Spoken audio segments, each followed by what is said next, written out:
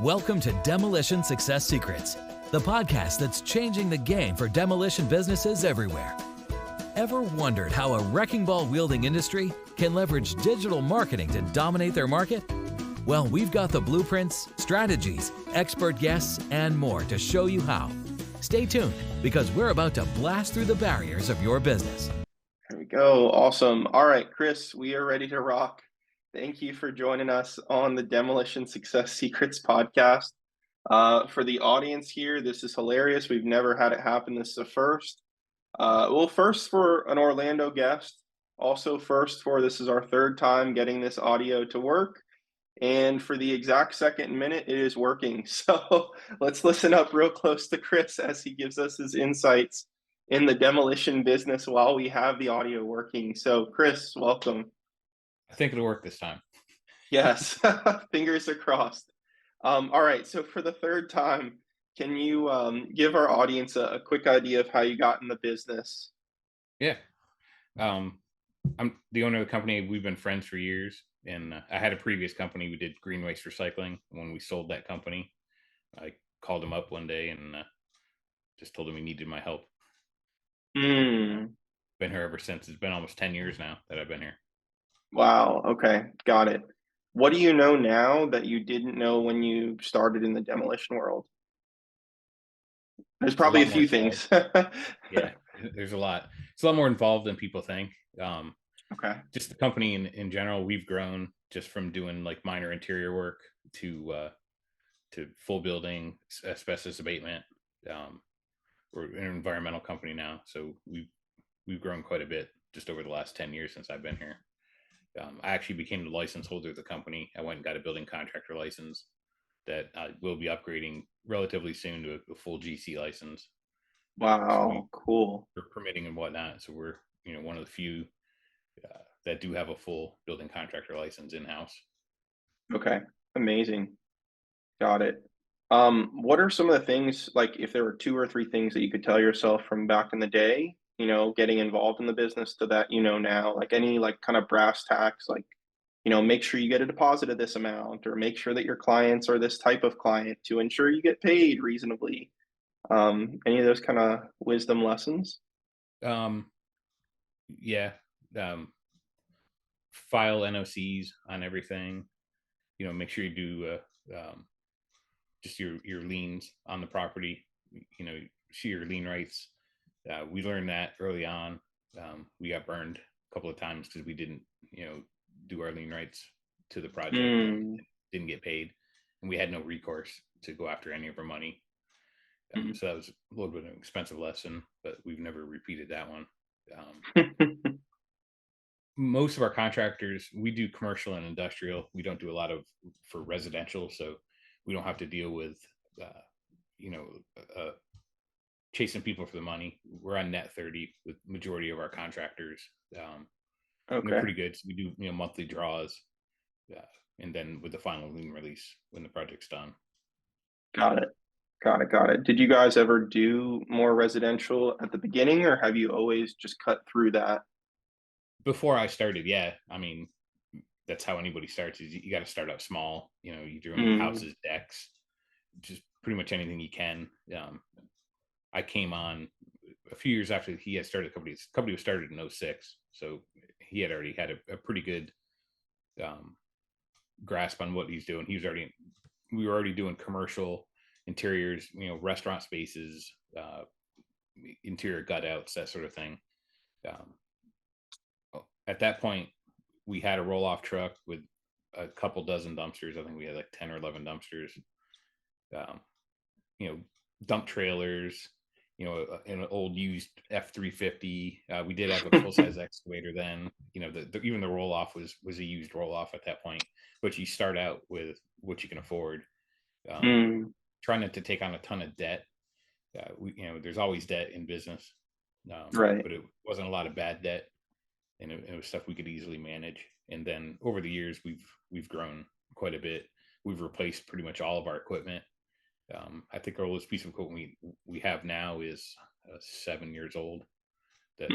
Wow. Trucks. So we try to keep an updated modern fleet of trucks and equipment. So we have a lot of less issues with maintenance, breakdowns, unexpected breakdowns. Obviously, there's always damage to the equipment. It's just the nature of the beast when it comes to what we do. But it's not because the equipment's worn out or just in poor condition.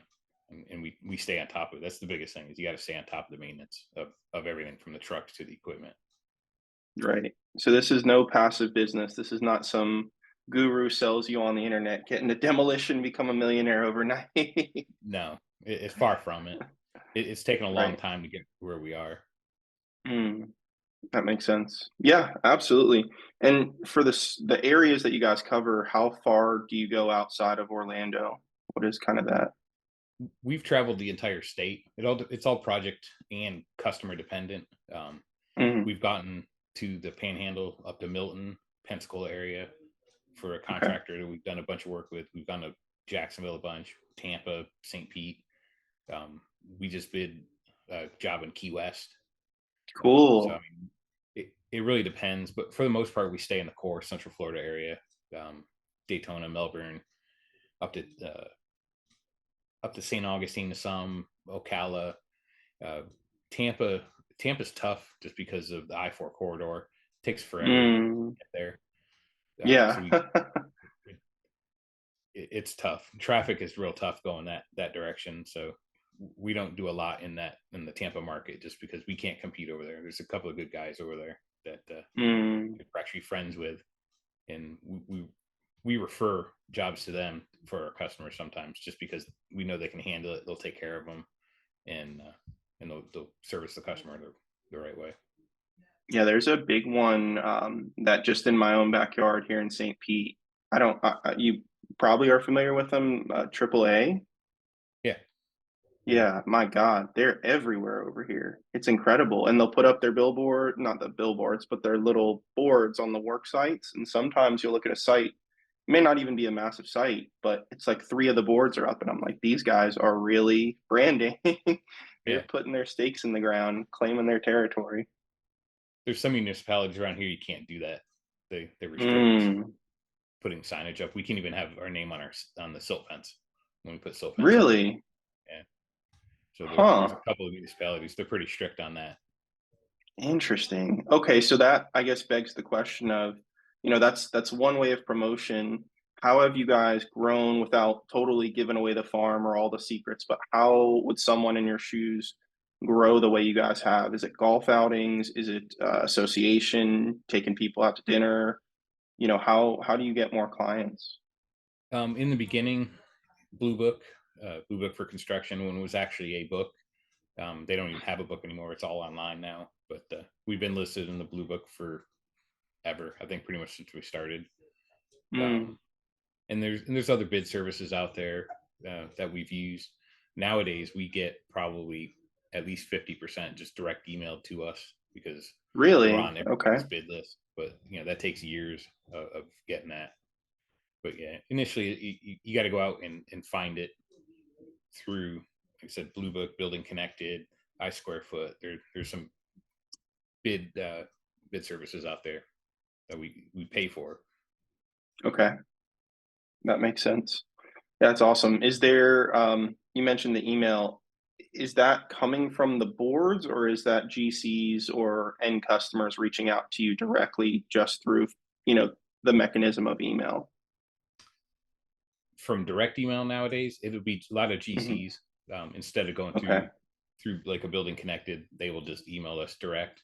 We got get it. developers even that email us direct that we've created relationships with over the years. So building That's owners and awesome. property owners. Okay. And do a lot of those jobs, are they kind of arduous through the bidding process? Is it because you have good relationships? You guys have some favor, perhaps? Yeah, I mean that happens to everybody. If you get a really good relationship, even if you're not the low bidder, a lot of times they'll give you last look. Um, if you're close, because they know your work. Mm, And that's big for us is, we've always prided ourselves on the service we provide for our customer.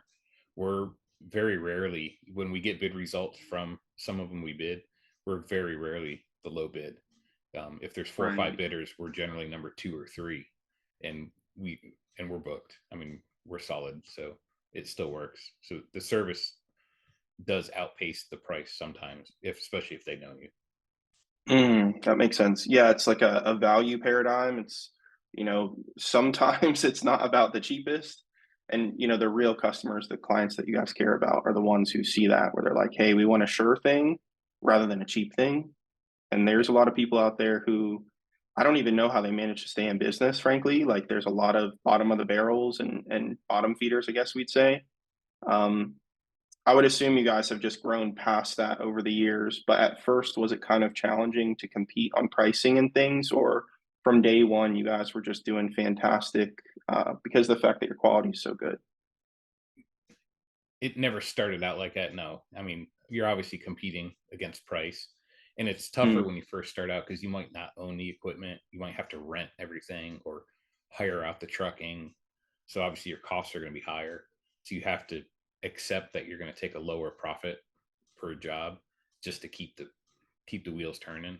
And then as you right. acquire equipment and acquire trucks and personnel, you can lower costs. Your overhead goes up, but your job costing can go down per job because you control Hmm. more. You've got more in-house, so you're not waiting on a dumpster, to haul the trash, or you're not dependent on a rental company if they have the equipment, to be able to send to your job.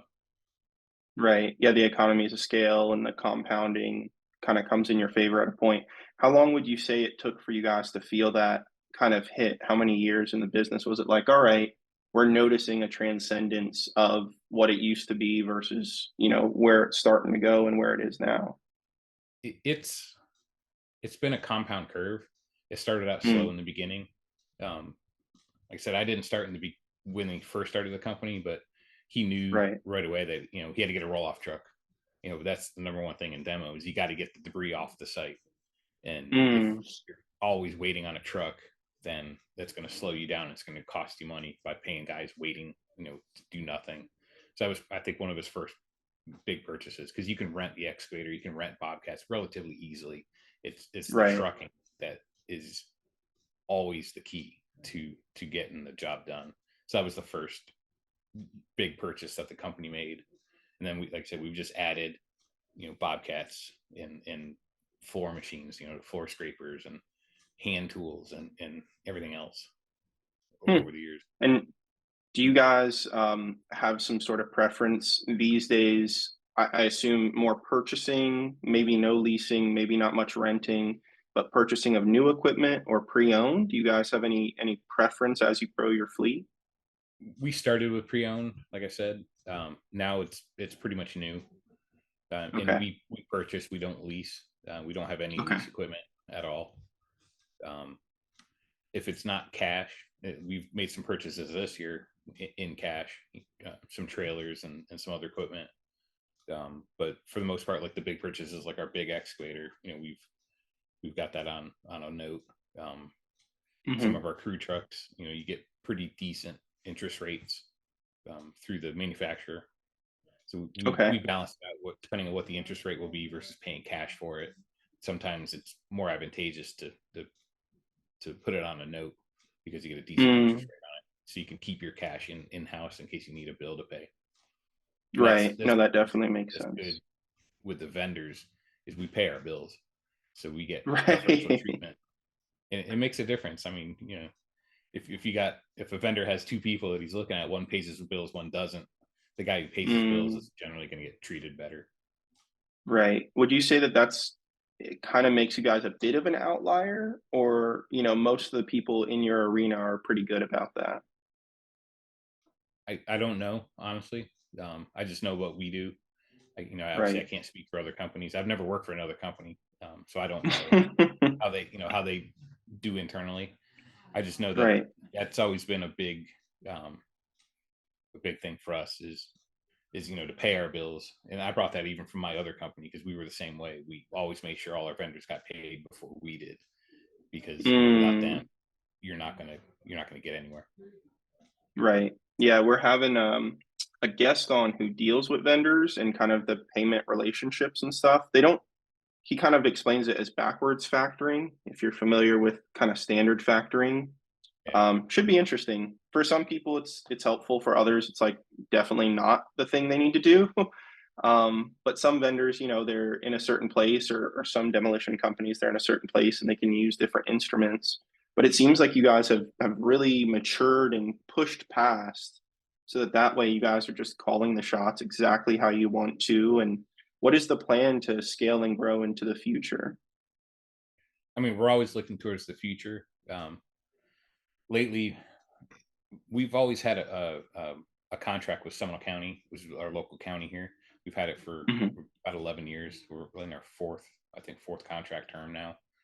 Okay. Recently, we're awarded the Orange County contract, so we handle Orange and Seminole County here, and we even have a Lake County contract that we've done work for Lake County direct. So we've been going towards governmental work as well as the Okay. private sector. Um, it's not as profitable, but it fills Mm. in. It keeps us busy. When because they'll have a random project here or there, or two random projects, so they're not a steady customer, but it definitely helps, and it's guaranteed money at that point. Once you go past their terms, and they have 45-day terms once we turn the Okay. bill in, so we know we're going to get paid within 45 days. Right. Got it. And to understand that, maybe for our audience, does that mean that you guys are on an approved vendor list and you're still bidding and competing with maybe just a few other vendors, or you're the end all be all for demolition specifically? No, they're term contracts for Demolition specific. We are the vendor for them. Got it. They have Got it. different, um, I guess, different ways that they price it out. Like Orange County prices out line items, like multiple line items that you have to bid on, like to demolish a primarily steel structure, demolish primarily concrete structure, demolish primarily a wood Mm. structure. Pools, they've got, I don't know, like 40 different line items that they want priced out.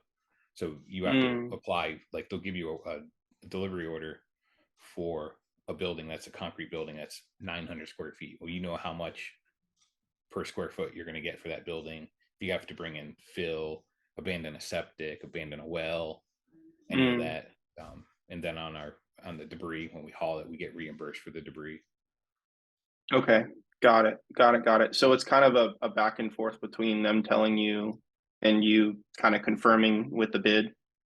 Yeah, yeah. The counties pretty much know, because of the contracts, what it's going to cost them ahead of time before they Mm. send it to us. Okay. Got it. And they're pretty accurate, it seems like. They're reasonable with you guys. Yeah, yeah. We've gotten to know Seminole County because we've been their vendor for so long that we've Mm. gotten to know quite a few people, and we don't generally have any issues. And we've never run into issues with payment with them, like I said. And even Right. if we run into a problem, like we find something on the site that nobody knew about, getting a change order to rectify whatever that issue is. Like we've run across multiple septic tanks for some Mm. reason. A house had 3 septic tanks one time. Oh my gosh. How big was this house?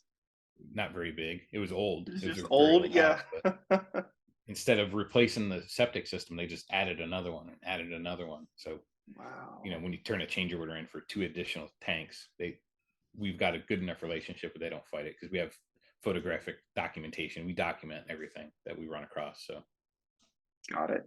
Interesting. Okay. So, any sort of insights for the audience as to how they can kind of replicate getting with the county and things? Was it just knowing the right people? Was it going to certain meetings? How could our audience, uh, if they're interested, do anything when it that? comes to governmental, it's public bid, so it's out there. Mm. It's either on the counties or the city, or because we do a couple of cities as well. It's on Mm. their website, so they have to broadcast it out. Yep. There are services out there that collect and aggregate all that information together, and then you can pay for that service as well to have it directly sent to you. And it could be any Mm. commodity, whether it's demolition or trucking or providing chemicals for pools, or it doesn't matter what it is that whatever the county needs to purchase to run, they have to send it out in a public broadcast. So Mm. it could be anything. We just pay attention to those when they come up, especially for a term contract, because it's generally 3 to 5 years, depending on where it is. So you just know, hey, the term contract's coming up, next December. We set a reminder. We look for it as it comes out. Take the invitation to bid package. make sure it's something we're interested in doing, complete it, and send it in on time. Hopefully you're low bid. Right. Yeah. That's fair. Okay. And then some of the audience guests, etc., even our clients, they do kind of have a multitude of touch points where they'll be doing residential that helps them, be busy when the commercial stuff's a little bit slower. For you guys, it sounds like you're very, very pinpoint, more like a sniper than a shotgun. And I think it sounds like a pretty awesome way to run the business because it doesn't sound like you have some of these headaches that other people in the space have, especially with collecting money and things, or a million bids to try to get a deal. No, I mean, don't get me wrong, we still bid a lot. We've got 3 estimators full time that work Oh here. wow. So, Okay. we're constantly pumping out estimates for all sorts of different size projects from $5,000 to $6,000 up to $1.5 million, 2 million, 3 million, depending on what Okay. the project is and the size. So we don't Got it. have a specific job size that we go after. We go after anything. And again, Okay. it depends on how far out it is, to how much the money is. Obviously, a $5,000 job, we're not going to go after in Jacksonville because it's Yeah. 3 hours, 2.5 hours away. Right. But we'll go after a multi-million-dollar contract up there. That makes sense. Okay. Got it. Got it. So you guys are open really to anything as long as it makes sense. And with that, how big is scrap to you guys? Is that a big component of your estimates and your bids? It can be, yeah. Again, that depends on the building. If you're tearing down a wood house, Right. it's virtually non-existent. To where if Right. you're doing a 200,000 square foot warehouse, then it can be pretty significant. And Mm, then you get into data centers, or other facilities that will have not just scrap but salvage materials. If you do a data center, you might have battery backup units, mm, generators, power generators. We've taken out massive generators off of some sites where you need cranes to load them onto a low boy to move them. And that you can take those into account. We've actually bought jobs down to where we weren't necessarily paying for the job, but right. the cost to the customer was pretty low, and we still did pretty well on the job. Now, we've heard a number of times it can sometimes feel like a gamble just because the market sometimes up, sometimes down. Some things are more fixed, like maybe those particular items. How much, when it is scrap related, does it feel like a gamble, just due to the market fluctuations? It can. It depends on how far out the job is. If it's most of our jobs we bid, we know they're going to be more than likely within 6 months. And even then, the Okay. scrap price can still vary wildly, even week to week.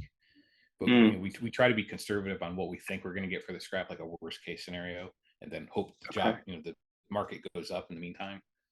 Got But it. like I said,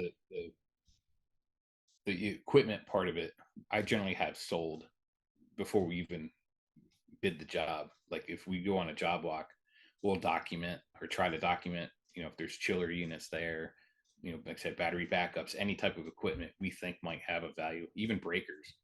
We sell the Mm, breaker systems, the large okay. breakers, the 1,000, 2,000 amp breakers.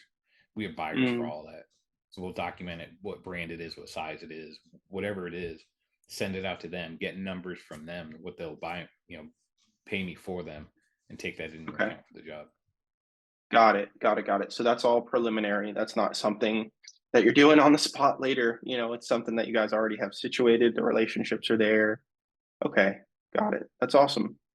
That's really good. And I assume those relationships, you guys, do you have typically one buyer per thing, or you normally send it off, for a few estimates to a number of buyers? I mean, we've got the primary ones we use, even for restaurant equipment. Same thing. We've got a restaurant guy. We've got a guy that buys, power distribution equipment. We've got people obviously that buy the scrap from us. There's multiple yards all over the state and all over Orlando. Right. Again, we have the primary ones we use for the most part, who just over the years, we foster relationships with them that we will shop them and just check their Mm, price and be honest with them. We'll tell them, hey, you're not paying me the best right now for clear bare bright copper. I'm getting this right. over here. We just match it. We're not saying you got to beat it. We want to use you, just match it. If you'll match it, it's all yours. And Got they it. generally work with us and do that. That's cool. Yeah, I mean, they want to keep you happy, right? You're keeping them happy. They want to keep you happy, and it's more of a long-term play. It's not some sort of fly-by-night, let's make a quick buck.